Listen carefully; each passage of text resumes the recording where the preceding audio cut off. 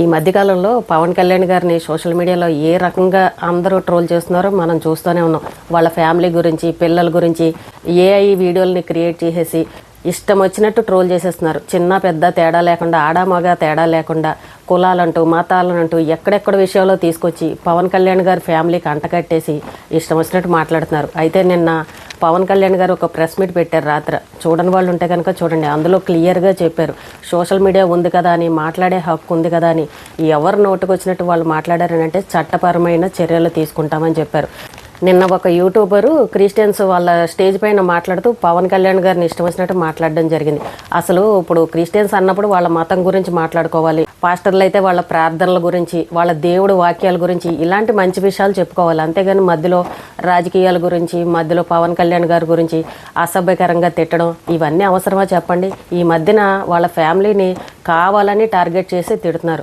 గతంలో కూడా రేణు దేశాయ్ గారిని ఇలాగే అసభ్యకరంగా మాట్లాడారు. ఆవిడ కూడా కంప్లైంట్ ఇచ్చారు. పాపం ఆవిడ సోషల్ మీడియాలోకి వచ్చి నన్ను ఇలా అసభ్యకరంగా తిడుతున్నారని పాపం బాధపడుతూ కూడా చెప్పుకున్నారు. ఎందుకండి ఆడవాళ్ళని బయటకు లాగడం? ఏదైనా మనం గవర్నమెంట్ని ప్రశ్నించాలని అంటే ప్రశ్నించవచ్చు, అంతవరకు మనకు ఆ హక్కు ఉంది. మనం ఏ విషయం గురించి మాట్లాడాలనుకుంటున్నామో అదే విషయం మాట్లాడితే బాగుంటుంది. కానీ పర్సనల్ విషయాల దాకా వెళ్ళడం ఎందుకు? కొంతమంది వ్యక్తులు ఇలా అడ్డగోలుగా పవన్ కళ్యాణ్ గారిని తిడుతుంటే అలాంటి వాళ్ళకి ప్రకాష్ రాజు గారు వచ్చి సపోర్ట్ చేయడం, సోషల్ మీడియాలో పోస్టులు పెట్టడం, ఇవి కూడా చూస్తున్నాం మనం. ఒక సినిమా వాళ్ళు అని అన్నప్పుడు చక్కగా ఎంత సపోర్ట్గా ఉండాలండి.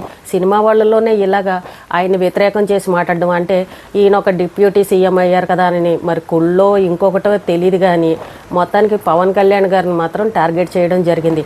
ఏదైనా విషయం ఉంటే ఆ విషయానికి సంబంధించే మాట్లాడాలి, కానీ ఆయనకు సంబంధం లేని విషయాలను కూడా తీసుకొచ్చి అంటగట్టేసి మాట్లాడుతున్నారు. నిన్న కూడా చూసాం కవితకి ఎలా మాట్లాడిందో. మన ఇడుపు కాగితం సినిమా గురించి ఆయన ఇష్టం వచ్చినట్టు మాట్లాడింది. అసలు వాళ్ళ పర్సనల్ విషయాలు ఎందుకు మాట్లాడాలి చెప్పండి?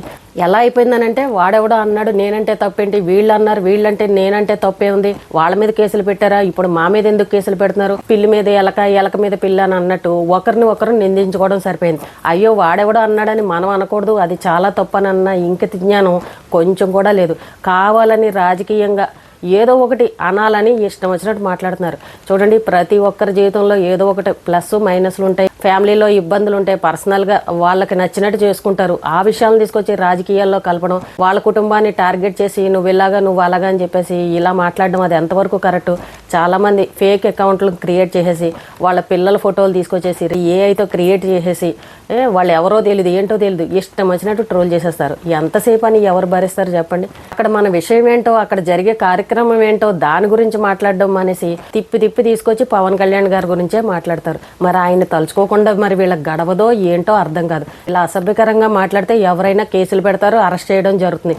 ఇప్పటికైనా అందరూ తెలుసుకోవాలి, యూట్యూబర్లు సోషల్ మీడియాలో ఉన్నాం కదా, మనకు మాట్లాడే హక్కు ఉంది కదా అని చెప్పేసి ఎవరిని పడితే వాళ్ళని అసభ్యకరంగా తిట్టేయడం, పిచ్చి పిచ్చి పోస్టులు పెట్టేయడం, లేనిపోనివన్నీ క్రియేట్ చేసేసి అన్ని ముక్కలు అతికించేసి ట్రోల్ చేయడం, ఇలాంటివి చేయడం మానేస్తే అందరి జీవితాలు బాగుంటాయి. గవర్నమెంట్ని ప్రశ్నించడంలో తప్పులేదు, కానీ అసభ్యకరంగా మాట్లాడడం, వాళ్ళ పర్సనల్ విషయాల్లోకి వెళ్ళడం, అలాగే వాళ్ళ ఫ్యామిలీల గురించి, ఆడవాళ్ళ గురించి ఇలా దయచేసి ఎవరూ మాట్లాడకండి.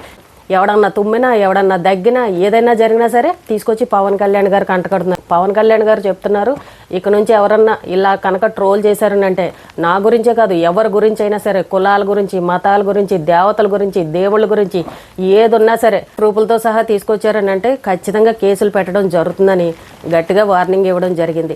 రాజకీయంగా ప్రశ్నించే వాళ్ళు ఉంటే రాజకీయంగా మాట్లాడండి, తప్పులేదు. కానీ అక్కడ మనం ఏ విషయం గురించి మాట్లాడుతున్నామో ఆ విషయం గురించే మాట్లాడాలి. ఈ మధ్యన ఆడవాళ్ళు మగవాళ్ళు అన్న తేడా లేకుండా ఇష్టం వచ్చినట్టు సోషల్ మీడియాలో మాట్లాడేస్తున్నారు. అలాగే సెలబ్రిటీలు కూడా, సినిమా యాక్టర్లు కూడా అన్నీ తెలిసిన వాళ్ళు అయ్యండి దేవతల గురించి, దేవుళ్ళ గురించి కూడా మాట్లాడేస్తున్నారు. మనకి మాట్లాడే హక్కు ఉంది, గవర్నమెంట్ని ప్రశ్నించే హక్కు ఉంది. ఏదైనా మనం విషయం చెప్పాలని అనుకుంటే గవర్నమెంట్కి చేరేంత వరకు కూడా చక్కగా మనం వీడియోలు చేసి పెట్టచ్చు, అంతవరకు కూడా తప్పులేదు. మనకి ఏదైనా సహాయం కావాలన్నా కూడా సోషల్ మీడియాలో అడగచ్చు, గవర్నమెంట్కి చేరవేయండి విషయాన్ని తెలియజేయచ్చు. అంతకు మించి వాళ్ళ పర్సనల్ విషయాల గురించి మాట్లాడడం, ఫోటోలు వేసేసి అసభ్యకరంగా మాట్లాడడం, దయచేసి ఇలాంటివి మాత్రం చేయకండి. ఇప్పుడు లేనిపోని కేసుల్లో ఇరుక్కుంటే మళ్ళీ ఇబ్బందులే కదా, ఎందుకు ఒకరిని అనవసరంగా కించపరచడం? ఇప్పుడు క్రిస్టియన్స్కి సంబంధించిన స్టేజ్ పైన వాళ్ళ దేవుడి గురించి చెప్పుకోవడం మానేసి పవన్ కళ్యాణ్ గారి గురించి ఎందుకు మాట్లాడడం, మళ్ళీ దానికి సపోర్ట్ చేసేవాళ్ళు ఇంకొంతమంది. ఏంటంటే ఒక స్టేజ్ ఎక్కగానే చేతిలో మైక్ ఉండగానే చుట్టూ జనాలు ఉండగానే ఎవరినో ఒకరిని తిట్టాలి, ఏదో ఒకటి చేయాలి, దొరికింది కదా అవకాశం అని అన్నట్టు ఈ రకంగా వాడేసుకుంటున్నారు. ఒక డిప్యూటీ సీఎం అని అన్నప్పుడు మీరు ఏం అడగాలనుకుంటున్నారో, మీరు ఏం చెప్పాలనుకుంటున్నారో అది చెప్పాలి, కానీ ఆయన పర్సనల్ విషయాలను ఎందుకు సోషల్ మీడియాలోకి లాగుతారు? ఇక్కడ నుంచి కనుక ఇలా ట్రోల్ చేశారని అంటే ఖచ్చితంగా చట్టపరమైన చర్యలు తీసుకుంటామని అన్నారు. సోషల్ మీడియాలో కొంచెం అందరూ కూడా జాగ్రత్తగా ఉండండి, మాట్లాడేటప్పుడు కొంచెం పద్ధతిగా మాట్లాడండి, లేనిపోని సమస్యల్లో లేనిపోని చిక్కుల్లోకి మాత్రం వెళ్ళకండి. చూడండి, ఎప్పుడు కూడా అందరి జీవితాలు ఒకేలాగా ఉండవు, ఎవరికి ఉండే సమస్యలు వాళ్ళకు ఉంటాయి. పవన్ కళ్యాణ్ గారు నిన్న గట్టిగా చెప్పడం జరిగింది, చట్టపరమైన చర్యలు తీసుకుంటామన్నారు. మాట్లాడే వాళ్ళందరూ కొంచెం జాగ్రత్తగా మాట్లాడండి.